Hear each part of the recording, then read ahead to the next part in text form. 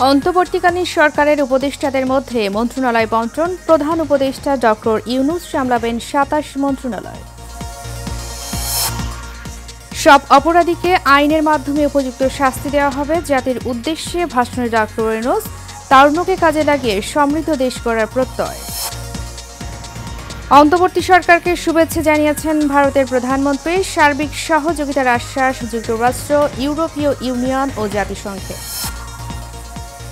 এবং এবার রাজধানীর বাজেট তদারকিতে নামল শিক্ষার্থীরা। কমতে শুরু পণ্যের দাম, সিন্ডিকেট প্রথা ভেঙে দেওয়ার আহ্বান ক্রেতাদের।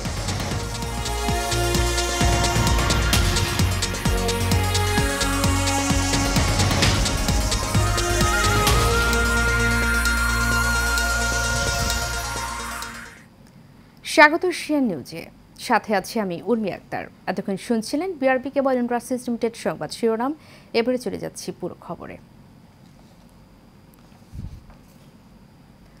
অন্তর্বর্তীকালীন সরকারের প্রধান উপদেষ্টা ও অন্যান্য উপদেষ্টাদের মধ্যে দফতর বণ্টন করে প্রজ্ঞাপন জারি করেছে মন্ত্রিপরিষদ বিভাগ। দুপুর 12:30টার দিকে প্রধান উপদেষ্টা সহ 14 জনের মধ্যে বিভিন্ন মন্ত্রণালয় ভাগ করে দেওয়া হয়। এতে প্রধান উপদেষ্টা হিসেবে ডক্টর মোহাম্মদ ইউনূস তার নিজের কাছে ২৭টি মন্ত্রণালয় রেখেছেন। এছাড়া উপদেষ্টা সালেউদ্দিন আহমেদ পেয়েছেন অর্থ মন্ত্রণালয় ও পরিকল্পনা মন্ত্রণালয়। এছাড়া ডক্টর আসিফ নজরুল পেয়েছেন আইন, বিচার ও সংসদ বিষয়ক মন্ত্রণালয়। আদিলুর রহমান খান পেয়েছেন শিল্প মন্ত্রণালয়। হাসান আরিফ পেয়েছেন স্থানীয় সরকার, পল্লী উন্নয়ন ও সমবায় মন্ত্রণালয়। তহিদ হাসান পেয়েছেন পররাষ্ট্র মন্ত্রণালয়। সৈয়দা রিজওয়ানা হাসান পেয়েছেন পরিবেশ, বন ও জলবায়ু পরিবর্তন মন্ত্রণালয়। মিজু শারমিন এস মুর্শিদ পেয়েছেন সমাজ কল্যাণ মন্ত্রণালয়। ব্রিগেডিয়ার জেনারেল অবসরপ্রাপ্ত ডক্টর এম শাখাওয়াত হোসেন পেয়েছেন স্বরাষ্ট্র মন্ত্রণালয়। ডক্টর আফামুর খালিদ হোসেন পেয়েছেন ধর্ম বিষয়ক মন্ত্রণালয়। ফরিদা আক্তার পেয়েছেন মৎস্য ও প্রাণী সম্পদ মন্ত্রণালয়। নূরজাহান বেগম পেয়েছেন স্বাস্থ্য ও পরিবার কল্যাণ মন্ত্রণালয়। নাহিদ ইসলাম পেয়েছেন ডাক, টেলিযোগাযোগ ও তথ্য প্রযুক্তি মন্ত্রণালয়। এবং আসিফ মাহমুদ সাজিব ভূঁইয়া পেয়েছেন যুব ও ক্রীড়া মন্ত্রণালয়।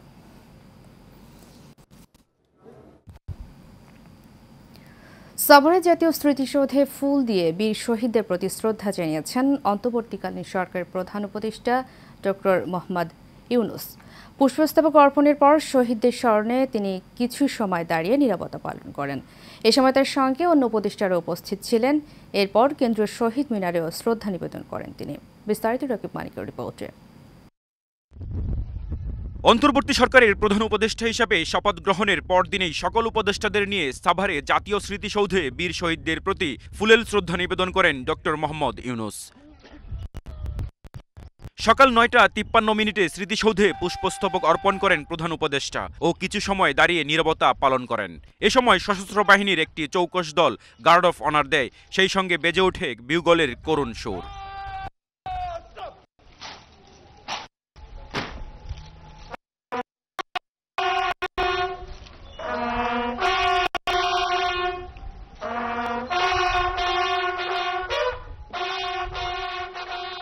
প্রধান উপদেষ্টা শ্রদ্ধা নিবেদনের পর অন্য উপদেষ্টারা শহীদদের প্রতি শ্রদ্ধা নিবেদন করেন। পরে প্রধান উপদেষ্টা ডক্টর মোহাম্মদ ইউনূস পরিদর্শন বইয়ে স্বাক্ষর করেন।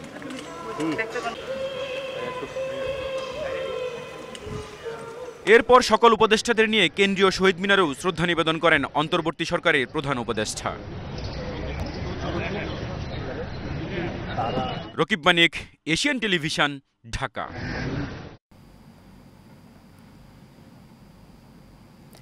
অন্তর্বর্তী সরকারের প্রধান উপদেষ্টা ডক্টর মোহাম্মদ ইউনূস বলেছেন, অভ্যুত্থানের মাধ্যমে যে সরকার গঠন হয়েছে তা মানুষের আকাঙ্ক্ষা পূরণ করবে। অরাজকতার বিষবাষ্প যে ছড়াবে, আইনশৃঙ্খলা বাহিনী পূর্ণ শক্তি দিয়ে তা ব্যর্থ করবে। স্বাধীনতার সব অর্জন ঘরে ঘরে পৌঁছে দিতে হবে। অন্তর্বর্তীকালীন সরকারের প্রধান হিসেবে উপদেষ্টা হিসেবে শপথ গ্রহণ শেষে জাতির উদ্দেশ্যে দেয়া এক ভাষণে তিনি সব কথা বলেন। বিস্তারিত জানাচ্ছেন রাশেদ আগুন। ছাত্র আন্দোলনের শহীদ ছাত্র জনতা এবং এতে আহত অসংখ্য আন্দোলনকারীকে স্মরণে শপথ গ্রহণের পরে জাতির উদ্দেশ্যে ভাষণ দেন অন্তর্বর্তী সরকারের প্রধান উপদেষ্টা শান্তিতে নোবেল বিজয়ী ডক্টর মোহাম্মদ ইউনূস। তাদের দুঃসাহসিক আত্মত্যাগ। এ সময় তিনি বলেন, সরকারি প্রতিষ্ঠান দিয়ে স্বৈরাচারী সরকার নিজেদের ক্ষমতা কুক্ষিগত করে রেখেছিলেন। এসব প্রতিষ্ঠানের হারানো গৌরব ফিরিয়ে আনা হবে। যারা অপরাধ করেছেন তাদের আইনের আওতায় আনা হবে। ছাত্র জনতার অভ্যুত্থানে আমাদের দ্বিতীয় স্বাধীনতা অর্জন উৎসবের মুহূর্তে এই স্বাধীনতাকে নস্যাৎ করার জন্য ষড়যন্ত্রকারীরা দেশে একটা অরাজকতার ও ভীতির পরিবেশ সৃষ্টি করেছে। এই মুহূর্তে সরকারের প্রথম কর্তব্য হিসেবে আমরা এই ষড়যন্ত্রকারীদের কঠিন হাতে দমন করব। স্বাধীনতার মুক্ত বাতাস যেন প্রত্যেকে বুক ভরে নিতে পারে, এই নিশ্চয়তা দানেই আমাদের সরকারের প্রথম পরিস্থিতি। অন্তর্বর্তী সরকারের প্রধান উপদেষ্টা আরও বলেন, দেশের মানুষকে স্বাধীন, নির্ভয়, নির্ভার, নিরুদ্বেগ থাকার নিশ্চয়তা দেওয়ার জন্য ছাত্ররা শহীদ হয়েছেন। তারা গণ অভ্যুত্থান করেছেন। এই গণ অভ্যুত্থানের মাধ্যমে পাওয়া সরকার সবার সরকার।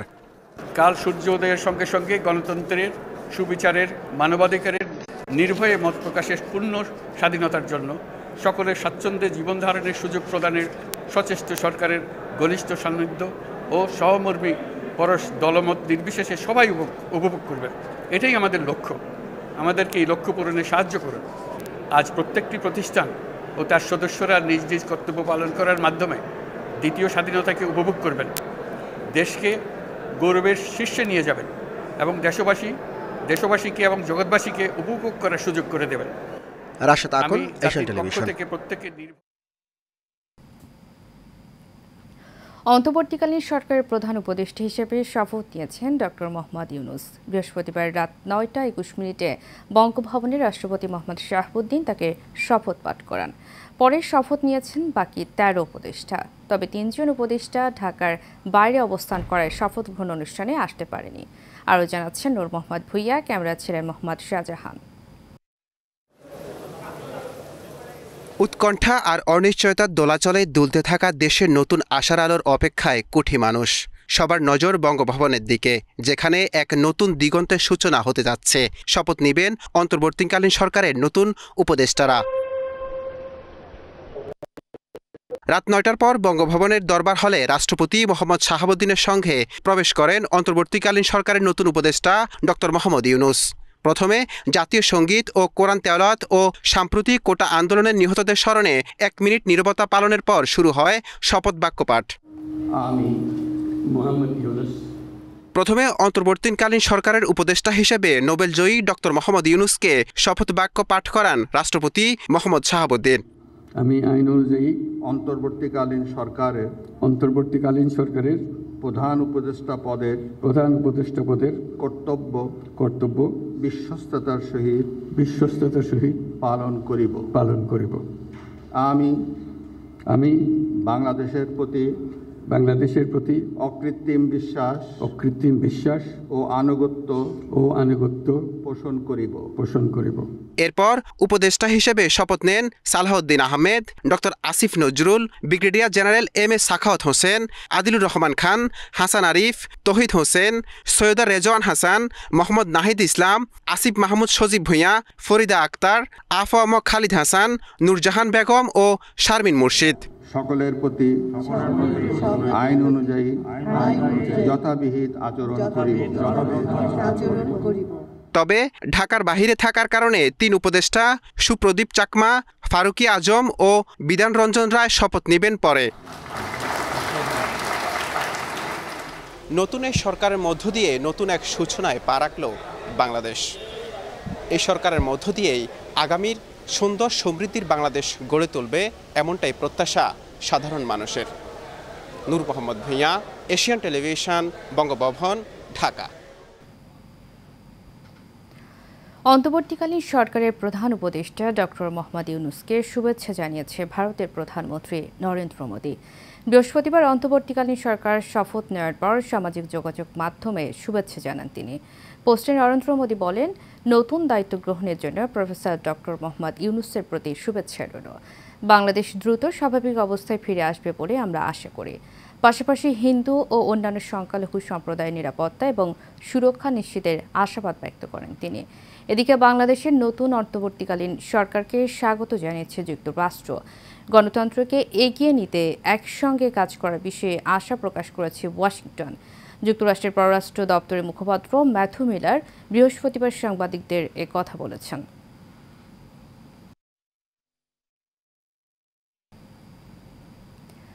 জাতিসংঘ অন্তর্বর্তীকালীন সরকারকে সার্বিক সহযোগিতা করবে বলে জানিয়েছেন ঢাকাস্থ জাতিসংঘের আবাসিক সমন্বয়কারী গোয়েন লুইস। সকালে গুলশানে বিএনপি চেয়ারপারসনের কার্যালয়ে বিএনপির মহাসচিব মির্জা ফখরুল ইসলাম আলমগীরের সাথে বৈঠক শেষে সাংবাদিকদের কথা জানান তিনি। এ সময় তিনি বলেন, ইউএন ভবিষ্যতে কিভাবে সহযোগিতার ভূমিকা পালন করবে তা নিয়ে সব স্টেক হোল্ডারের সাথে আলোচনা হচ্ছে। এ সময় বিএনপি স্থায়ী কমিটির সদস্য আমির খসরু মাহমুদ চৌধুরী বলেন, দ্বিতীয়বার স্বাধীনতা পেয়েছে বাংলাদেশ, মানবাধিকার গণতন্ত্র নিয়ে উন্নয়ন সহযোগিতার সংখ্যা কেটে গেছে, সবাইকে নিয়ে নতুন বাংলাদেশ গড়ে তুলতে হবে বলে জানান আমির Khasru. The United Nations has a very important role in supporting this transition government. So we're meeting all of our stakeholders and all of the parties involved and all of the civil society organizations to begin conversations about how the UN can support Bangladesh along the path for looking at a new investigation for what happened, path to reconciliation and advancing on our development priorities in the country. United Nations একটা বড় ধরনের সমর্থন ছিল বাংলাদেশের মানুষের human rights ফিরিয়ে আনা, বাংলাদেশের উন্নয়ন পার্টনার যারা আছে তারা বাংলাদেশের আগামী দিনের ভবিষ্যৎ কী হবে সেটা নিয়ে সকলের মধ্যে একটা দ্বিধাদ্বন্দ্ব ছিল। আজকে সকলের সেই সংখ্যা কেটে গেছে এবং সেই সংখ্যা কেটে আগামী দিনের বাংলাদেশ আমরা সকলে মিলে কীভাবে করব। এবারে অন্যান্য প্রসঙ্গ। সড়কে শৃঙ্খলা ফেরানোর পাশাপাশি এবার বাজারে দ্রব্যমূল্যের দাম নিয়ন্ত্রণে রাখতে কাজ করছে শিক্ষার্থীরা। বলছেন, পাইকারি বাজারের সাথে খুচরা বাজারের দরের তারতম্য ঠিক করতে কাজ করছেন তারা। তাদের এই উদ্যোগকে সাধুবাদ জানিয়েছেন ক্রেতা বিক্রেতা উভয়। একই সাথে নতুন সরকারের কাছে প্রত্যাশার কথা জানালেন তারা। আবির হোসেনের ক্যামেরায় কাউসার আহমেদের রিপোর্টে থাকছে বিস্তারিত। দ্রব্যমূল্যের ঊর্ধ্বগতি ও সাধারণ মানুষের নাভিশ্বাস ঠেকাতে এবার বাজার মনিটরিংয়ে বেরিয়েছে সাধারণ শিক্ষার্থীরা। রাজধানীর বিভিন্ন বাজারে বাজারে নিত্য প্রয়োজনীয় পণ্যের দাম ও দ্রব্যমূল্যের তালিকা পর্যবেক্ষণ করছেন তারা। বলছিলেন, পাইকারি বাজারের সাথে খুচরা বাজারের ব্যবধান কমাতেই কাজ করছেন তারা। আমরা পাইকারি বাজারে যাই, পাইকারি বাজারে কীরকম দাম নেওয়া হয় ওইটা লিস্ট করি, তারপর যে খুচরা বাজারে সঠিকভাবে মানে বেশি মূল্যে বা বিক্রি করা হচ্ছে কিনা ওইটা দেখি। তো আমরা মনে করি যে যেহেতু নতুন নতুন স্বাধীন করলাম দেশটা, তো দেশটাকে সম্পূর্ণ ঠিক করবো। আর আমরা এই উদ্যোগটা শুধু বর্তমান কয়েকটা দিনের জন্য যে নিব তা না, আমরা চিন্তা করতেছি ভবিষ্যতেও যাতে এরকমভাবে আমরা এই উদ্যোগের সাথে থাকতে পারি, একটা সংগঠন করে আমরা সবাই মানে এই উদ্যোগটা চালিয়ে যাবো। ওনারা হাসিমুখে আর কি আমাদেরকে যতটুকু পারে ওনারা আমাদেরকে আপডেট দিতেছে আর কি। শিক্ষার্থীদের চলমান এই কার্যক্রমকে সাধুবাদ জানিয়ে নতুন সরকারকে বেশ কিছু বিষয়ে উদ্যোগ নেওয়ার আহ্বান জানান ব্যবসায়ীরা। সরকার চেঞ্জ হওয়ার পরে এখন চাঁদাবাজি ইত্যাদি সব কিছুই বন্ধ আছে, যার কারণে মালের ইয়েগুলার কম পড়বে, ওই ছাপগুলো কম পড়বে, যার কারণে মালের রেটগুলো কমবে। প্যাকেটের দাম নির্ধারণ করতেছে, তাই আমরা চাইতেছি আগের মতন খোলা মাল কৃষকরা যেন ডাইরেক্ট আমাদের থেকে মালটা বিক্রি করতে পারে, ওরকম যেন হয়। হ্যাঁ, বড় বড় কোম্পানিরা মার্কেটে পুরো একদম বিশাল 5-6টা কোম্পানি সিন্ডিকেট করে রাখছে। ওনাকে স্বাগত জানাইছি যে এই দেশের আফম ও সাধারণ জনগণ ওনাকে পছন্দ করছে এবং আল্লাহর হুকুমও আছে ওনার প্রতি। উনি কোনো না কোনোভাবেই কোনো ভালো কাজ করছে, সেই জন্য আজকে এই ক্ষমতায় তিনি অধিষ্ঠিত হয়েছে।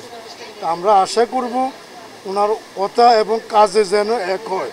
চাঁদাবাজি ভাই পুরো এখনো ঠিক হয় নাই, মনে করেন ঠিক হইলে বলা যাবে কিছুটা কমছে আগের থেকে। এ সময় ক্রেতারা অন্তর্বর্তীকালীন সরকারের কাছে নিজেদের প্রত্যাশার কথা তুলে ধরেন।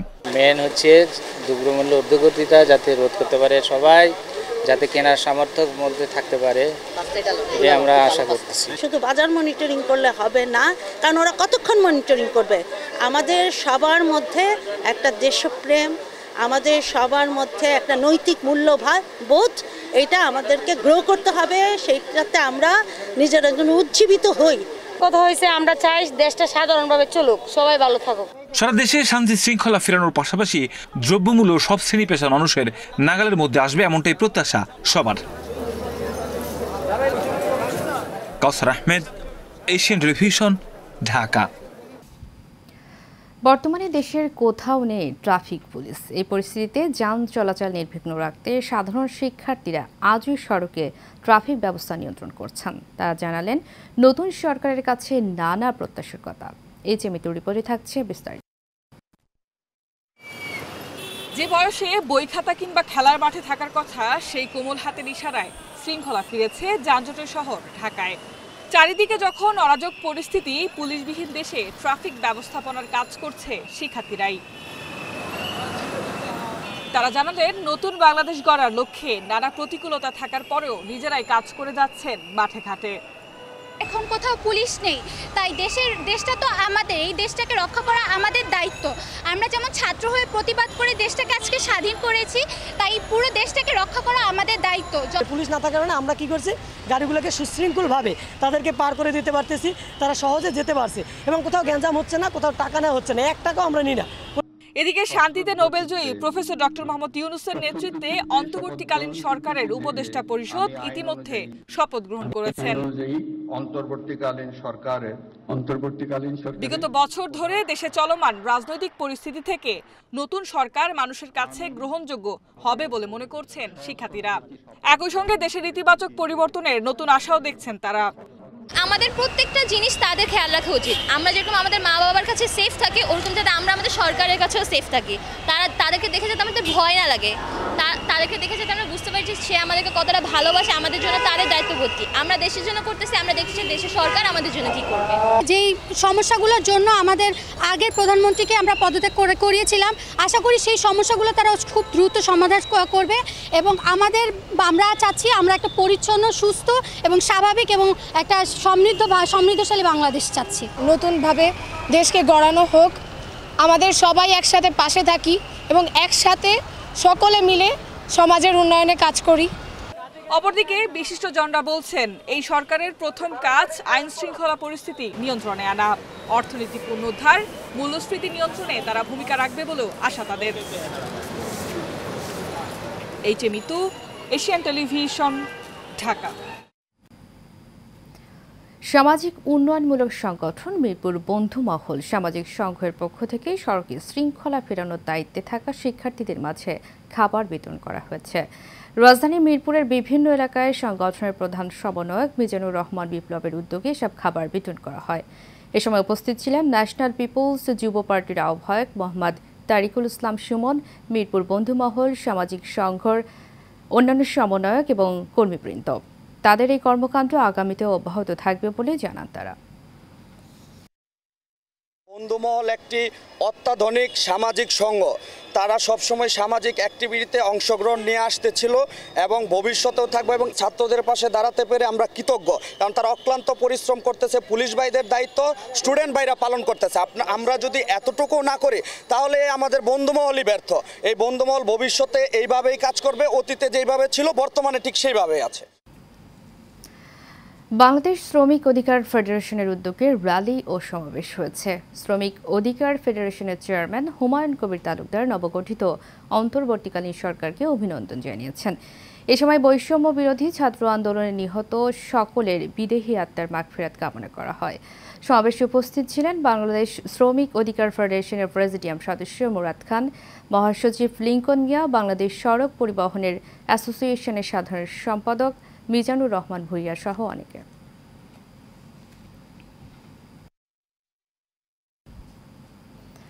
শেষ করব এশিয়া নিউজ। তারিখে বিআরবি কেবল ইন্ডাস্ট্রিজ লিমিটেড সংবাদ শিরোনামগুলো জানাবো আর একবার। অন্তর্বর্তীকালীন সরকারের উপদেষ্টাদের মধ্যে মন্ত্রণালয় বন্টন, প্রধান উপদেষ্টা ডক্টর ইউনূস সামলাবেন ২৭ মন্ত্রণালয়। সব অপরাধীকে আইনের মাধ্যমে উপযুক্ত শাস্তি দেওয়া হবে, জাতির উদ্দেশ্যে ভাষণে ডক্টর ইউনূস। তারুণ্যকে কাজে লাগিয়ে সমৃদ্ধ দেশ গড়ার প্রত্যয়। অন্তর্বর্তী সরকারকে শুভেচ্ছা জানিয়েছেন ভারতের প্রধানমন্ত্রী। সার্বিক সহযোগিতার আশ্বাস যুক্তরাষ্ট্র, ইউরোপীয় ইউনিয়ন ও জাতিসংঘের। এবং এবার রাজধানীর বাজার তদারকিতে নামল শিক্ষার্থীরা। কমতে শুরু করেছে অনেক পণ্যের দাম। সিন্ডিকেট প্রথা ভেঙে দেওয়ার আহ্বান ক্রেতাদের। এশিয়া নিউজ এ পর্যন্তই। পরবর্তী সংবাদ দেখার আমন্ত্রণ জানিয়ে শেষ করছি। ধন্যবাদ সবাইকে।